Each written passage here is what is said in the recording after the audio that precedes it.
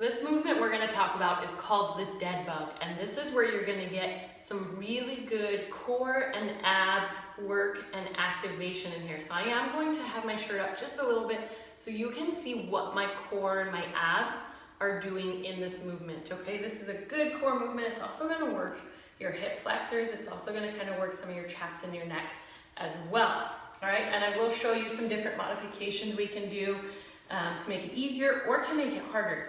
All right, so in your dead bug, you're just gonna lay down on the ground.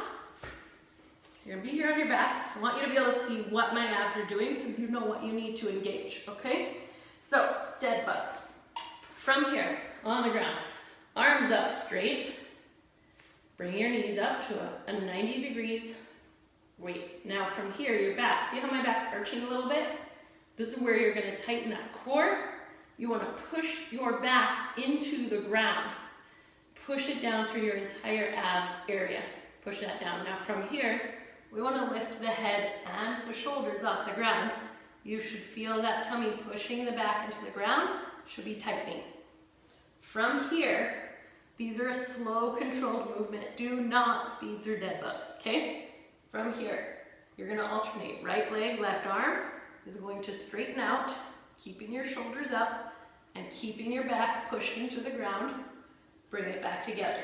You're going to alternate, switch to the other side. Remember, keep pushing your back into the ground. Okay? Now, modified version, you can keep your hands up. And then from here, you're going to keep your knee bent, and you're just going to touch a foot down, bring it back up. Touch a foot down, bring it back up.